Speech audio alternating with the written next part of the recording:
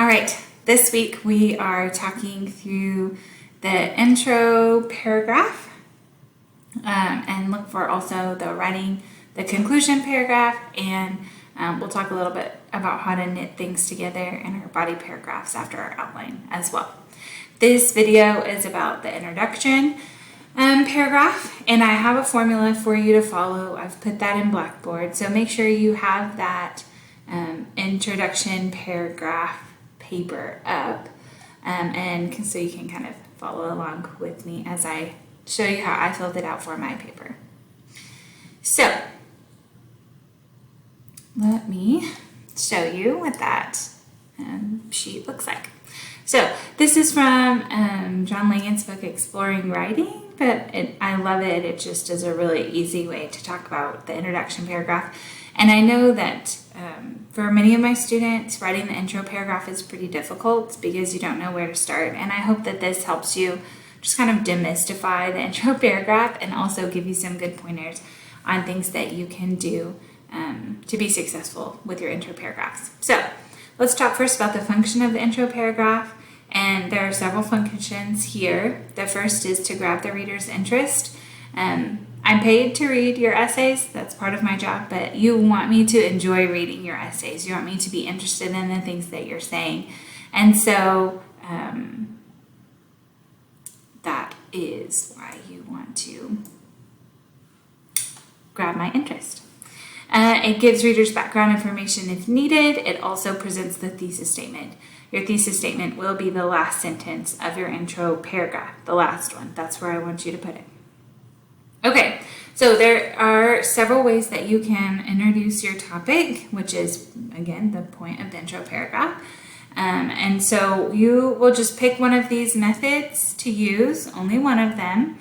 And you'll see that I used the story later, but these are just some examples of ways that you can start your essay. The first one is a broad introduction of the topic that narrows to the thesis. So for our paper, this would look like you broadly talk about growth and fixed mindset, and then you narrow down to your thesis or your specific example. You can also start with an idea or situation that's the opposite of the one you'll develop, right? Maybe you're talking all about fixed mindset, so maybe you start talking about growth mindset or something like that. That one doesn't work quite as well for this paper. Number 3, explain the importance of the topic to the reader. So you could talk about why growth mindset is important, or the ways that it's changed your life or helped you, or how having a fixed mindset has been detrimental to your growth and health or whatever. So you could talk about that. You can use an incident or a brief story. That's what I'm doing. But you kind of just draw the reader's attention in by telling a story from your life, from a story that you read or whatever.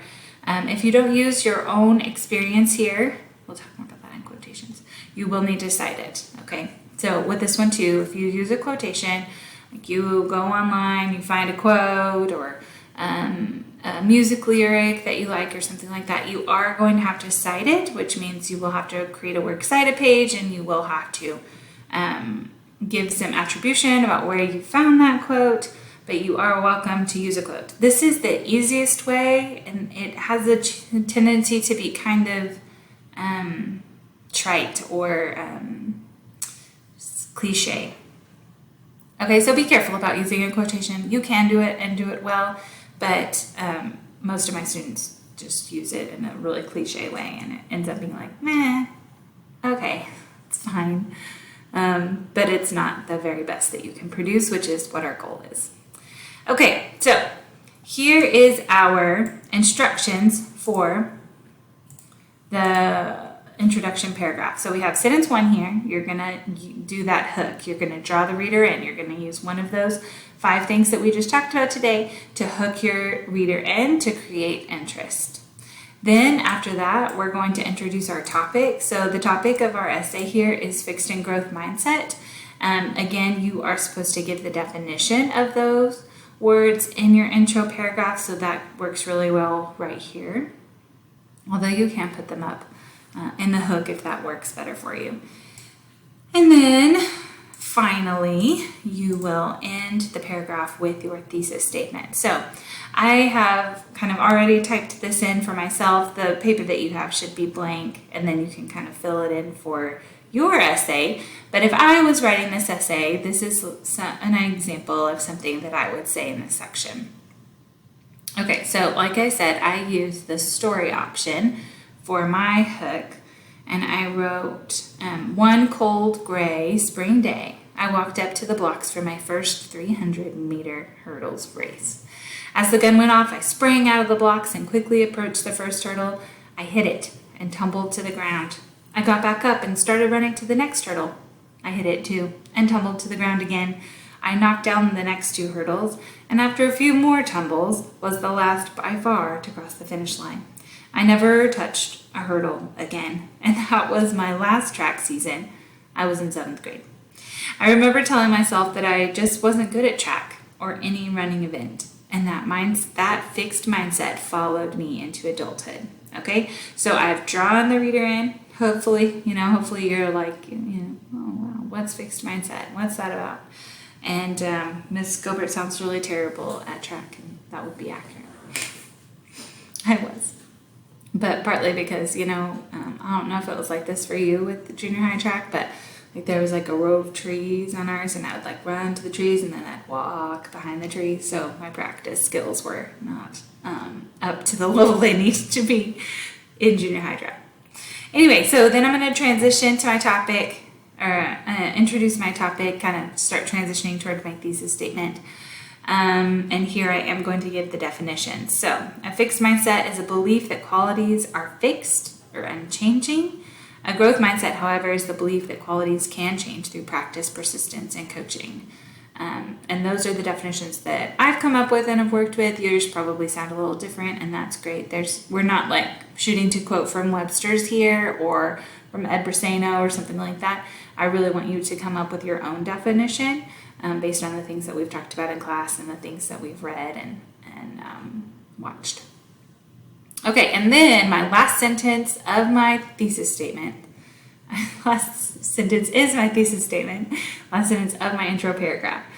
I want it at the end here. That's just how I want you to set up your intro paragraphs for my class. We'll do that like this for every single essay.